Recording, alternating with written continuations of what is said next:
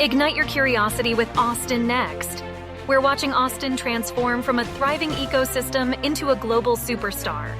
With our host, Jason Scharf, we aspire to better comprehend the true nature of innovation. Together, we will uncover what makes a successful ecosystem and navigate the technologies shaping our future. Now let's dive into what's next.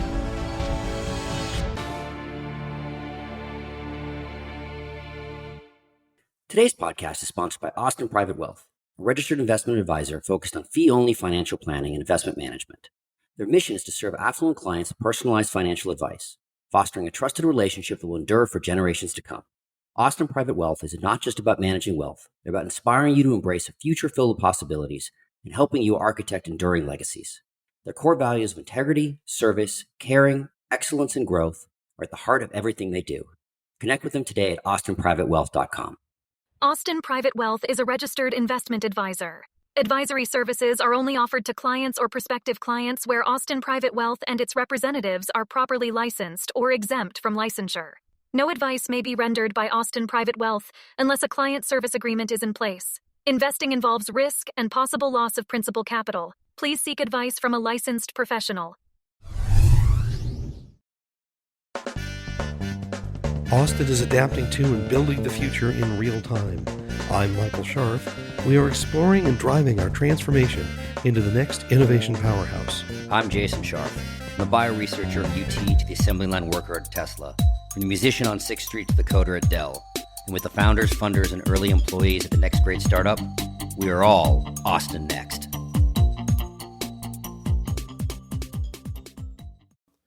From all of us at the Austin Next podcast, welcome to 2022.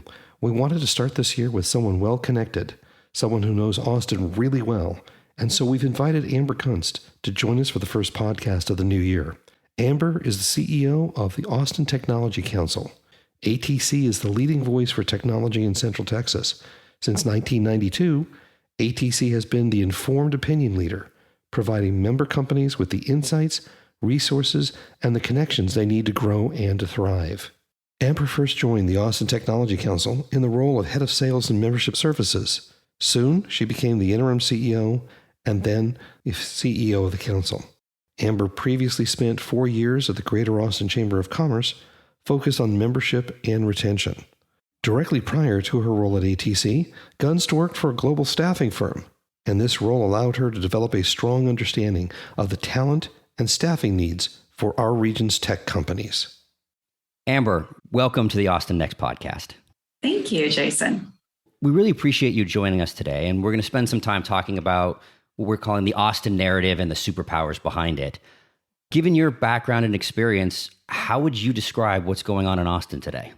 It's an interesting question. I think there are a lot of people who keep pushing on, are we the next Silicon Valley or the Silicon Hills? Are we the next this, the next that? And I think what we are is we're just a continuing evolution of what Austin is and what Austin has been. And, we're seeing a lot of growth. We're seeing a lot of people come here, but that's because we have a stable economy. That's because we have a stable environment within what we're working with in Central Texas. And we also have a focus as a region, as opposed to we're just trying to have our city be the big winner.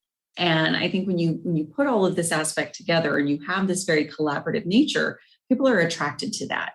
And, there's a very unique thing in Austin in which people actually want to help each other. They want to see growth. They want to see the advancement. They want to see people have opportunity. They want to see what else we can do and what else we can create here. And I think that's what makes it unique. And I think just that humble roots and that, we're going to make it work no matter what aspect, that the people that are originally from Austin, the people that came here or have been coming here over the last 50 years and the folks that are identifying that now are attracted to it.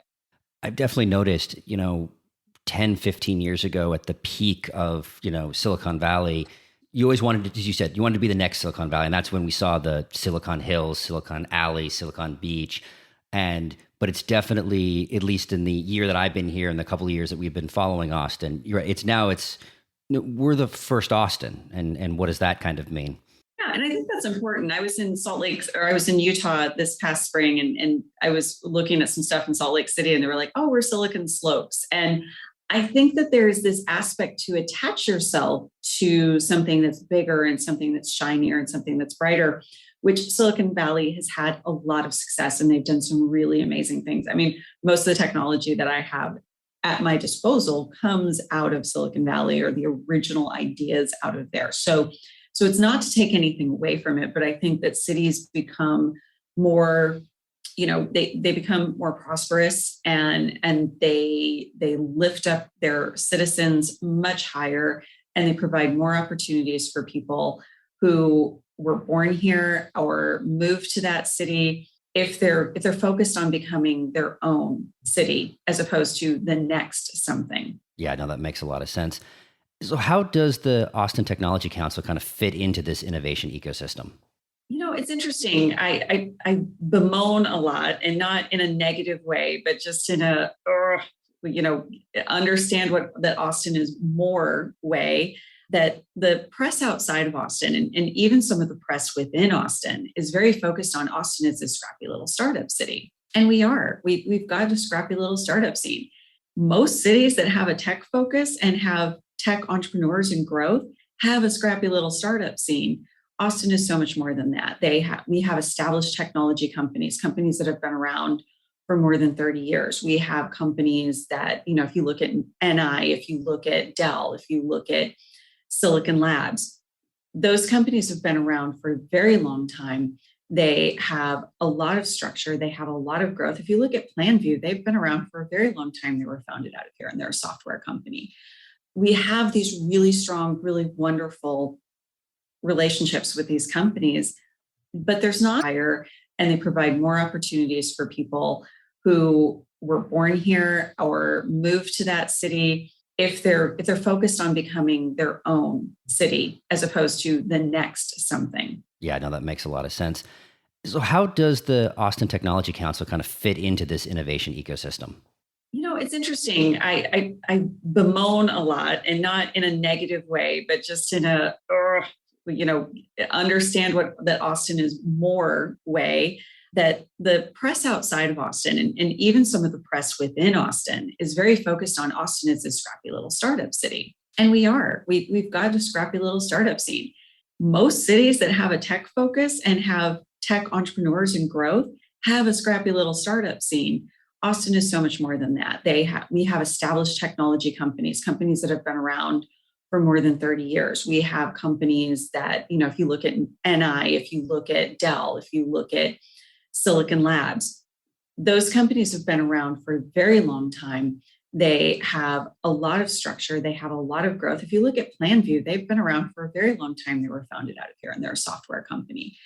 We have these really strong, really wonderful relationships with these companies, but there's not a lot of groups that are out there supporting them or providing services to them because there's just so much. So you look at the chamber, and the chamber does so much good within Central Texas, but they're doing good for every industry, for every business sector. So whether you own a sub shop, you run a hospital system, you're a president of a bank, or you're a technology company, the chamber is going to reach out and they're going to help you and they're going to make life better for you. And yes, they have a big staff, but that's still a big job to do. So they can't cover everything. So what ATC does is we focus on the established technology companies. 65% of our membership has between 2 million and 120 million in revenue. And in Austin, when you look at that range, that's the fastest growing and scaling companies that are in Austin. 30% of our membership has north of 120 million in revenue, but 100% of our members have product and service on the market and have done customer acquisition. So they're not in those early stages. And there are some really fantastic groups in Austin that are focused on those early stage companies and those idea stage companies. And we like to support those groups and we like to applaud the work that they're doing. And whenever somebody comes to us and they're not quite, product is on the market, we've done customer acquisition, we always recommend people get involved with those groups because they're specializing in helping companies develop and create. We're specializing in, okay, you've done that. Now you're trying to scale. Now you're trying to have some sort of successful exit, whether you're acquired by somebody, you go into private equity, or you do an IPO. That's where we go in and play. No, I mean, that's one of the reasons I think we've tried to continually use the word innovation ecosystem necessarily than startup ecosystem. One, obviously, you have considerable growth in those kind of, you said 2 to 100 million. It's the scale ups and creating the next billion-dollar companies. But there's also lots of interactions between the two of them, right? You have people being the acquirers. I mean, that's when you see the real flywheel kind of go into effect when Austin companies are buying Austin companies, right? And then that becomes a really interesting dynamic as well. Something also pulling, you said, all of the media and the narrative, right, about, the scrappy startup scene. Here's something that we've seen that just, it's really interesting if you look at. If you ask, I think, person on the street or even the national media, where does Austin rank in terms of the major ecosystems?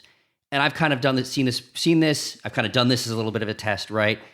Pretty consistently, everybody says we're fifth, right? So that's kind of just behind the majors of Silicon Valley, New York, LA, and Boston.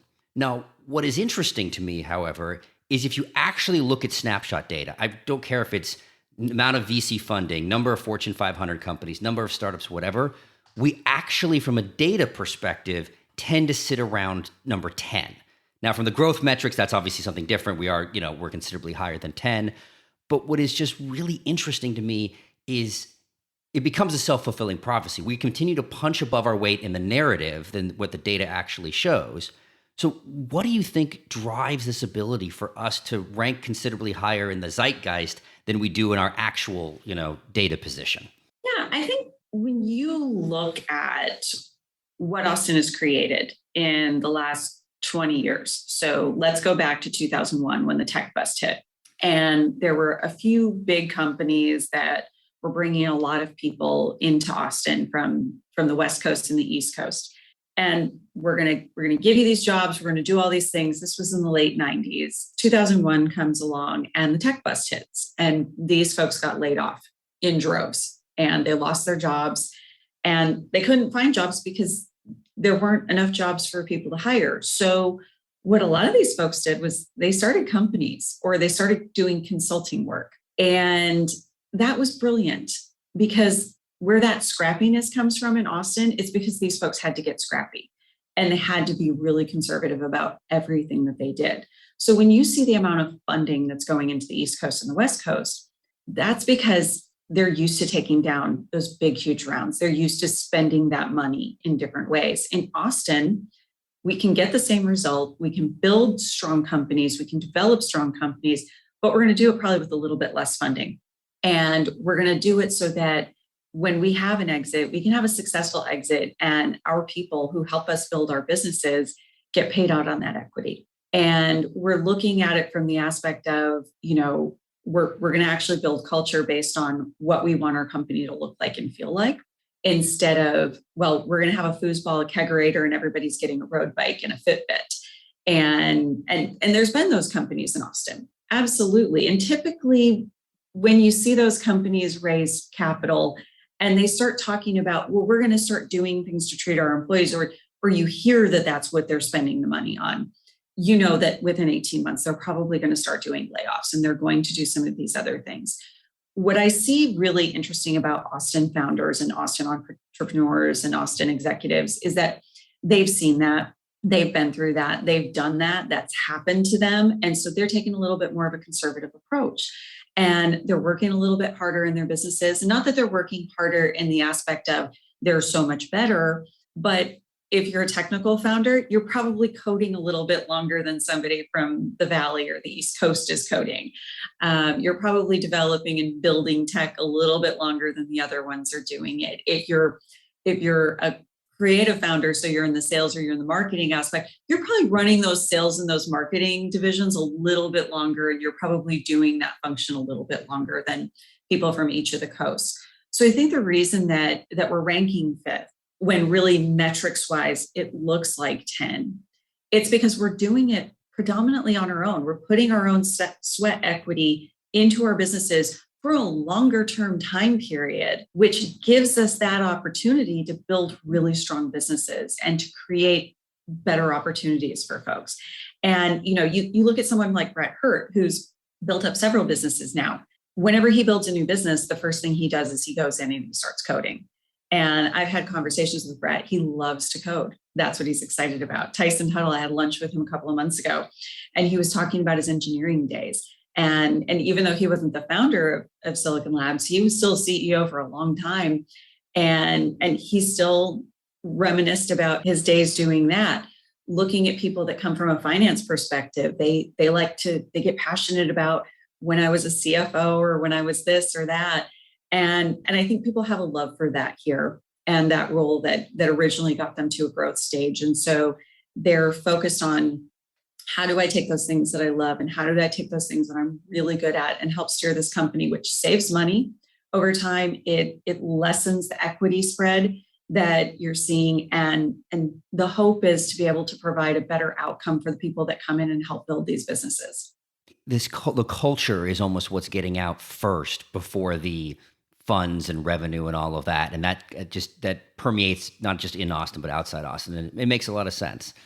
Well, and it helps too that, the relocations of company headquarters. So you've got Tesla and you've got Oracle that are probably the biggest names. If you look at the investment that Google has put into hiring and Facebook that has put into hiring here in Austin, if you look at the Samsung investment that has gone in here and BAE Systems and all of these other companies that are major global entities, they're coming in here, they're putting that investment here, they're actually building up here. But then you look at someone like Whitney Wolfe Herd and what she's done with Bumble and taking it to an IPO, and you look at BigCommerce and SailPoint and the fact that they did this too, and all of these companies doing all of these things and the M&A work that's going on here, and not just Austin companies buying Austin companies, but Austin companies saying, hey, we're going to go buy this company in the UK, or we're going to go buy this company in South Korea. That expansion, that global aspect. So yeah, I'm excited about the idea of Austin companies acquiring Austin companies, but I'm even more excited about Austin companies acquiring other companies around the globe. No, absolutely. It's the presence becomes much greater than just our footprint here. So I'm excited to kind of dig in a little bit here. So some context, we've been here for just about a little over a year now. And, we've been doing this podcast for about 6 months, and through our conversations, both on air and around, we've had some interesting observations of what, as we said, what we think is kind of behind some of the narrative. So want to kind of throw some of these superpowers that we're kind of looking at by you and think about, what do you think and how much are they driving? So the first one I want to kind of talk about is, I'm calling it the power of and. And when you think about a lot of places that aren't able to make that step from, we have some stuff here, into actually being an innovation powerhouse, it tends to be very singular in nature. We have, one academic institution, we have one industry. And I think what's really interesting here, and I see it at least across a couple of different things. So one, our sector diversity is just crazy, right? We have CPG and life science and space and electric vehicles and consumer internet and B2B software. And it is this wide variety, both as an opportunity to hit lots of shots on goal, but also as a hedge against any sort of recessionary environment, so that, you're going to have, they're all going to have their own singular ups and downs. And the other big and that I think is really interesting is that we build intangible objects and physical objects. And that, I think, when we get back to the conversation about, we're not the next Silicon Valley, we're the first Austin, but there are certain rhymes in history. I actually think we have the opportunity to be Silicon Valley at its peak and Detroit at its peak, where you're kind of building things that everybody uses, both on the computer and software, and build the things that either physically get them around or that sit with them. So what do you think? Well, as a Michigander, I like that you brought up Detroit. So I moved here 12 years ago from Michigan in the height of the Great Recession. And Michigan is based on essentially two industries. There's multiple industries in Michigan, just as there are in any state. But if you look at Detroit, it's predominantly the automotive industry. If you look at Grand Rapids, which was the city that I worked in, I didn't live there, but I worked in, it was predominantly furniture manufacturing with some automotive manufacturing in there, because automotive is a big aspect to the state of Michigan, in fact, the entire Midwest. And the town that I lived in, Muskegon, that was predominantly going to be somewhere around the automotive industry and the furniture industry as well, from a manufacturing perspective. So high manufacturing state, highly skilled labor in manufacturing. I think there are a lot of people that think manufacturing jobs are just something you go do when you have a high school education, without understanding that there's a lot of technical skill that goes into that, especially when you get into CAD design. When you look at Austin and going back to 2001, which was the big crash here, what happened at that time is you had entities that came together and formed Opportunity Austin, which is a regional look and an economic development initiative to bring jobs and bring opportunity to a 5-county region. So this included Travis County, Williamson, Caldwell, Bastrop, and Hayes. And it didn't just include their chambers of commerce or their economic development divisions. It included the state government. It included the city governments. It included the county governments. It included all of the business councils and associations within those regions or within those counties that came together and said, we want to try to solidify. We want to try to grow this. And so what that did is that looked at and said, we needed a diverse economy, because Austin got hit so hard because we were relying so hard on hardware and software technology, as opposed to looking at all of the different aspects. So all those different industries that you brought up, some of them have been in different pockets of the region for a while, but really that growth has been over the last 20 years. And it wasn't accidental. It was designed for a very long time. I was at the chamber for 2009 to 2013. And I remember having a conversation with Adriana Cruz, who is actually now with the governor's office on economic development, and she was a VP in economic development at the chamber while I was there.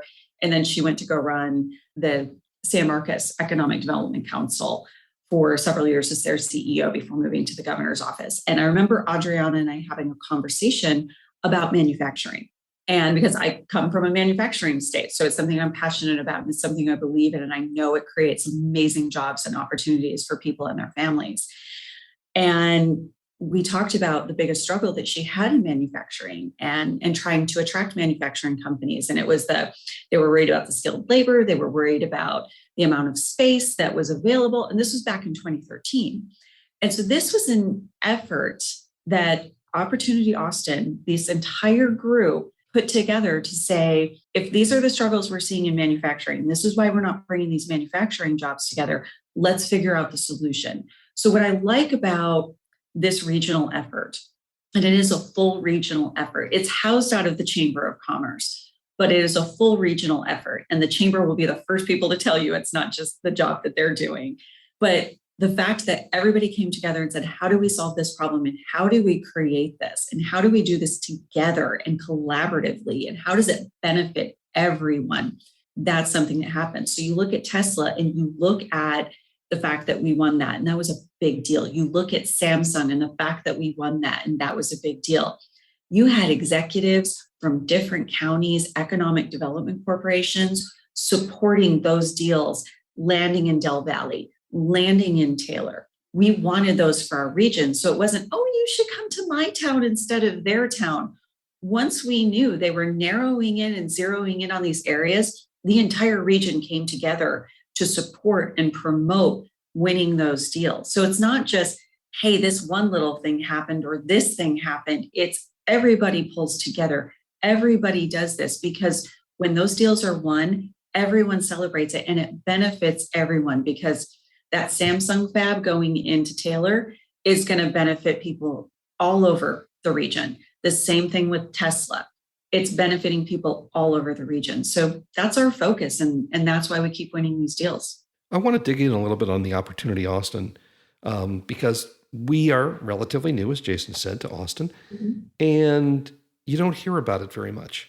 A very similar thing happened where we used to live in San Diego, as when we had the peace dividend in the mid-90s. And in San Diego, it was very much built around a defense community. And it was an extraordinary event for people to come together and leave their parochial interests at the door. And it sounds like that's what happened here in Opportunity Austin. How did it get started?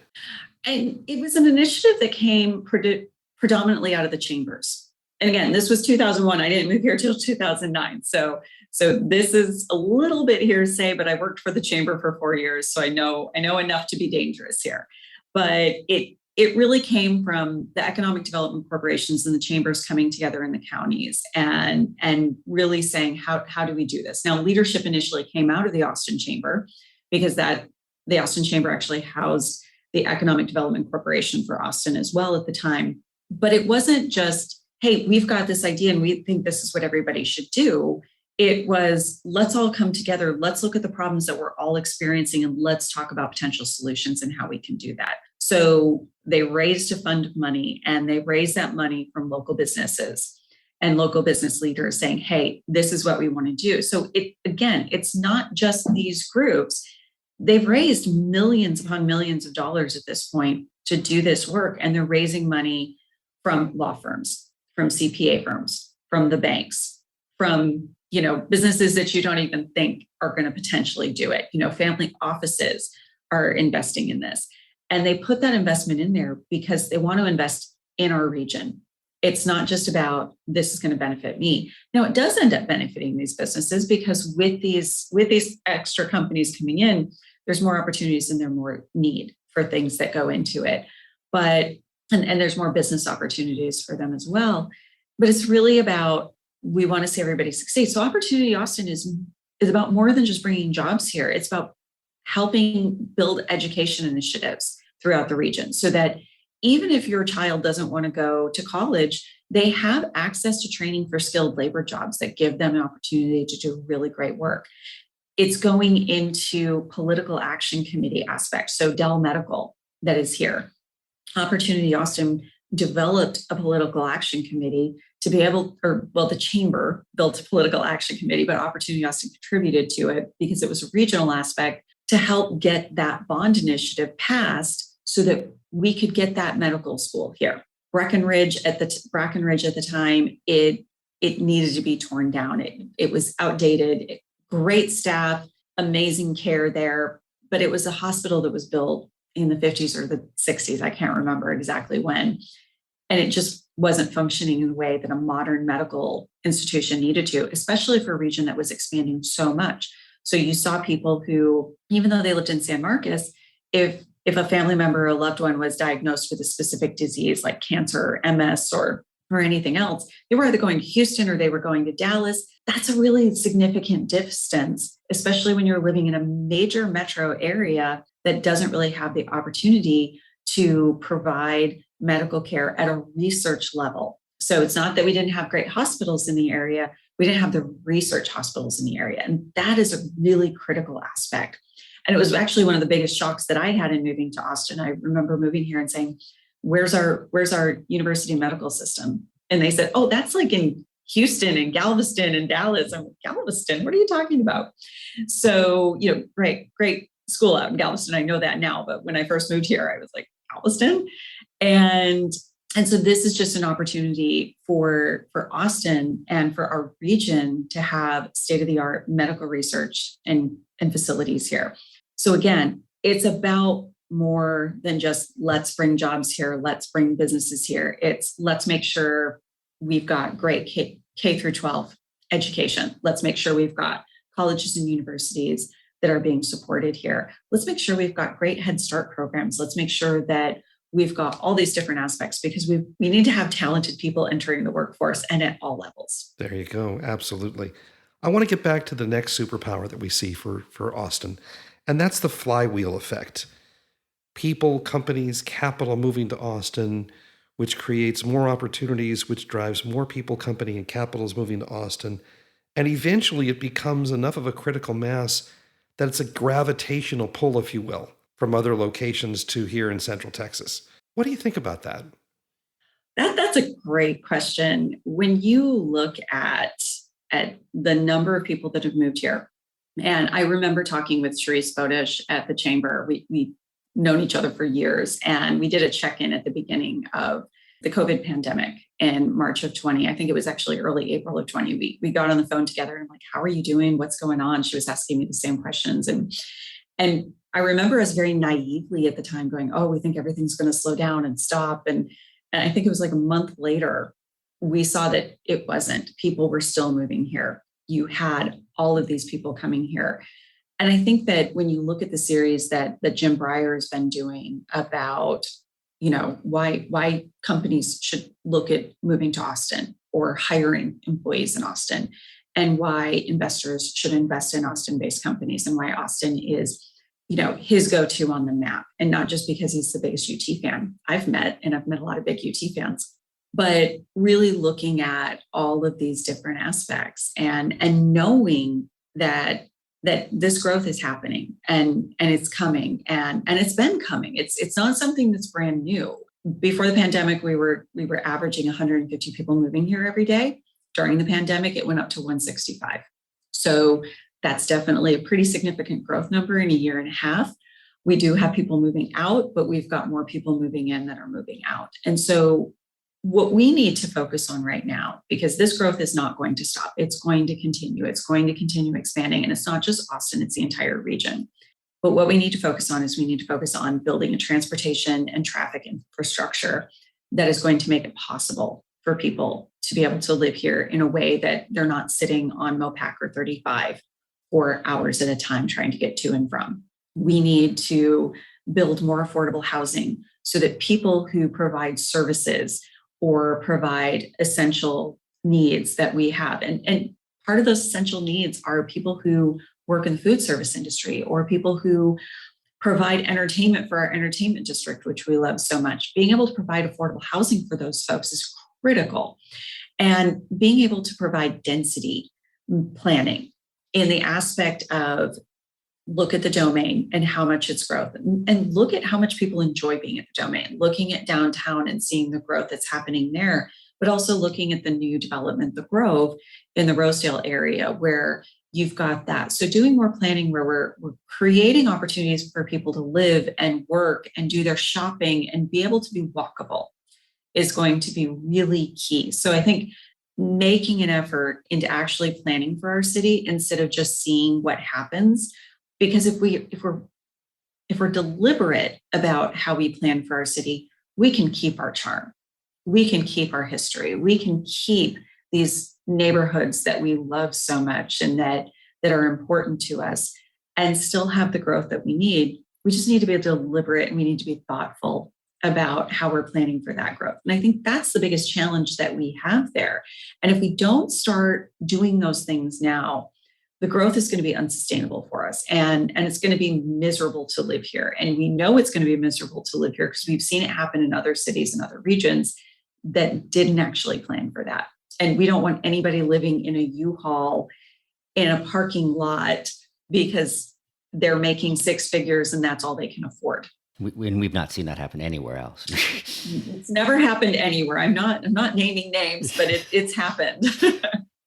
So for kind of our next observation, you actually hit it already, which is just, it shows how much that it is the open network and the culture of help.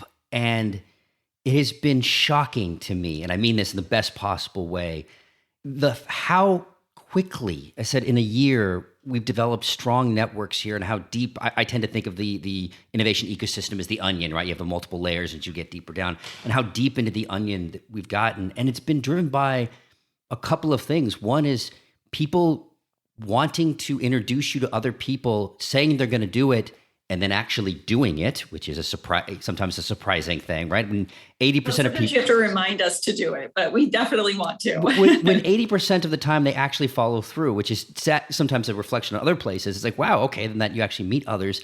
And then just, I said the openness. I was invited to an event with a number of venture capitalists that probably had a few billion under management in that room. And when I look at other places, in San Diego, that room didn't necessarily exist. And if I was in New York or Silicon Valley, there's not a chance I would have ever gotten into that room. But due to the fact people said, hey, this is an interesting opportunity and I want to bring you to this type of thing, that is a really unique situation that I found in Austin that I definitely want one of those as you continue to have people come in, that we keep that, right? And that we keep that type of culture and that type of networking and openness. And Jason, I don't think we're going to see that go away because we've seen in Austin, and sometimes people write articles and put them out there that If that's not your attitude and that's not your mentality, you don't fit in here. And we don't want people to feel like they don't fit in here. But if you're choosing to not to fit in, or if you have an elitist aspect to how you're viewing things, that's not going to play well in this community. It's just, it's not how we operate. This is a small town. Everybody knows everybody, sort of thing. And so, and we've got some really amazing CEOs that are here, and some really fantastic people who their focus is, how can I help others and what can I do to help others? I think, looking at servant leadership, and you look at someone like Mark McLean from SailPoint and the fact that that's what he leads with every day. He just had a post on LinkedIn talking about servant leadership and talking about the importance of being focused on the right things. And, you look at someone like Janice Omendeki, who chose to be in Austin and chose to build her company Mentor Method here in Austin because of the outpouring of support that she received from the community, and not just the folks that were involved with Mass Challenge, which is what initially brought her here, but everyone that she met, everyone that she spent time with, made her feel welcome and let her know that they wanted her to be here. And I think that's what makes Austin special. There's no one that is unwilling to help another person. And there's no one that's not